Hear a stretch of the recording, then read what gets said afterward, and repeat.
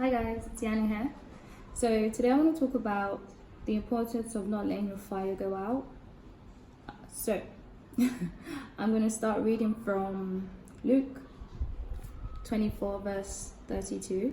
It says, "They said to each other, wasn't it like a fire burning in us when he talked to us on the road and explained the scriptures to us?" So here the two apostles were talking about Jesus. When he had risen from the dead, he appeared to them and he was walking with them, and they were saying his words, and the way he was breaking down the scriptures was like a fire within their belly. And then and I want to talk about the importance of that also in regards to the kingdom of God. So I'm going to speak about the parable of the 10 virgins.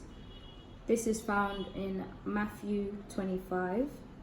So you can start from verse 1 and it ends at 13. So the story is basically saying,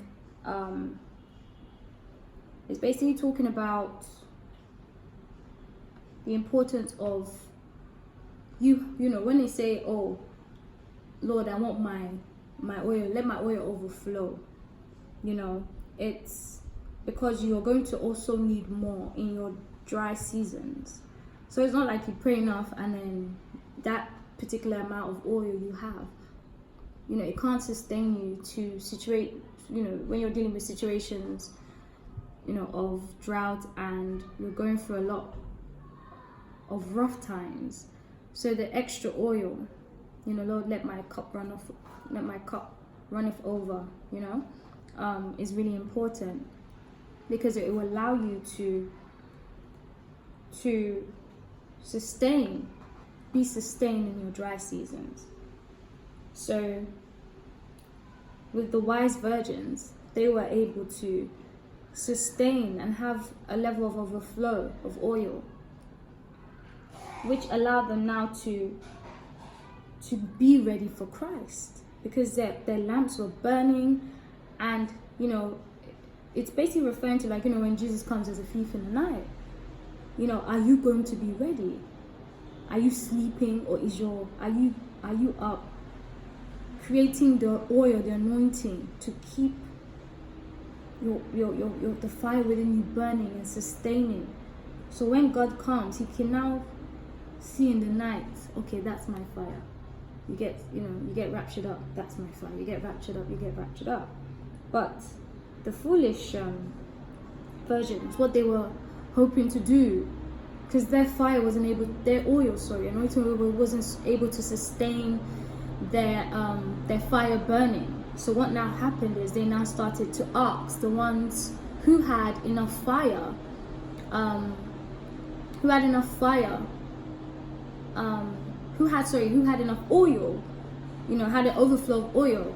They asked to borrow, you know, and it got to a point where, well, I'm not going to let you borrow my fire because these are my sacrifices. These are, you know, moments I didn't pray. These are moments I was fasting. These are moments when I was reading the Bible, and you want to now come and take it and, you know, burn your own flame.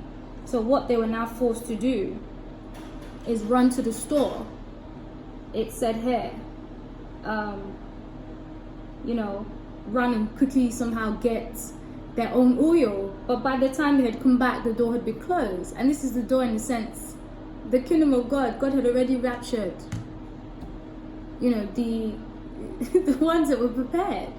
So the point is, keep your fire burning and make yourself ready for when God is coming, because it's soon, it's here. We're literally at the cusp of it.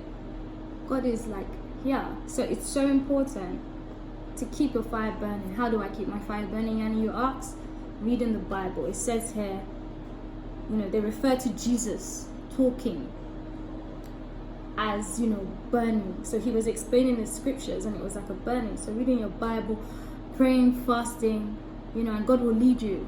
But you have to keep this fire burning.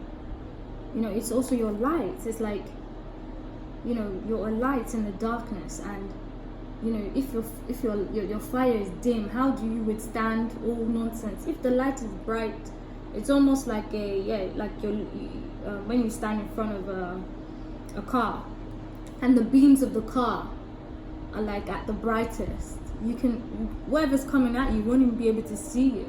So it's almost a defense mechanism as well. So it's so important to keep your fire burning. Yeah, so I can't control my neighbors, the noise that you're hearing, but I hope this helps somebody, and if you guys want to talk, you can reach out to me. So have a lovely day.